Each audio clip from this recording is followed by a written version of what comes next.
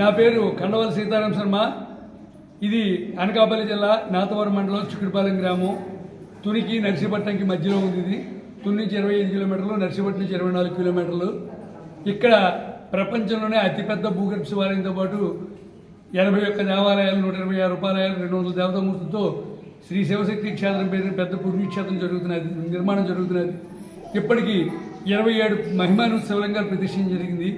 ఈవేళ విశేషం ఏంటంటే ఈరోజు మహాశివరాత్రి సందర్భంగా గౌరవనీయులు వీరభద్రరావు గారు, తరవర్తి వీరభద్రరావు గారు, తుని కోకోకోలా డిస్ట్రిబ్యూటర్ గారు, ఆయన ఈవేళ సాక్షాత్తు పార్వతీదేవికి సృష్టి రహస్యం చెప్పిన పరమేశ్వరుడు చెప్పిన ప్రదేశంలో నెలవైన అమర్నాథేశ్వరుడి శివలింగం ఇక్కడ ప్రతిష్ట జరుగుతున్నది. అమర్నాథ్లో ఉండేది ఏ శివలింగం అంటే మంచుతో చేసిన శివలింగం. అది ఎవరు చేసేది కాదు, స్వయంగా తయారవుతుంది.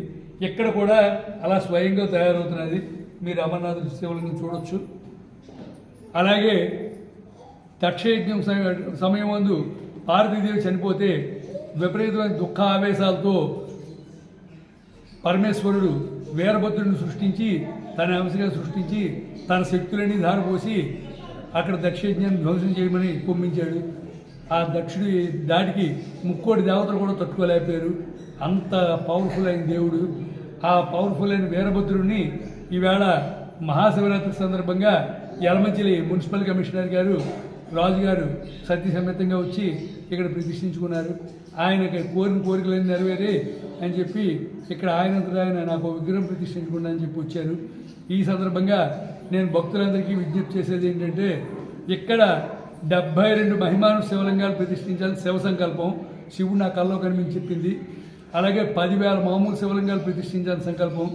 కాబట్టి ఎవరికైనా ఇక్కడ శివలింగ ప్రతిష్ఠ చేసుకుందాం అనుకుంటే రండి, ఇక్కడ ప్రతిష్ఠ చేసుకోండి. మీకు అన్నీ కావలసిన విగ్రహము, పూజా సామాగ్రి, ప్రతిష్ఠ సామాగ్రి, హోమం, దానికి కావలసిన అన్ని సమస్త సామాన్లు నేను అందజేసి మీ స్వహస్తాలతో దగ్గరుండి ప్రతిష్ఠ చేయిస్తాను.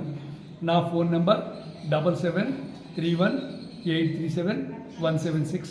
అలాగే ఈ గుడికి రావడానికి లోపలికి ప్రవేశానికి రుసుము లేదు. మీరు స్వయంగా లోపలికి వచ్చి మీ స్వహస్తాలతో విగ్రహాన్ని తాకచ్చు. మీరు మీ పూజాభిషేకం మీ స్వహస్తాలతో చేసుకోవచ్చు.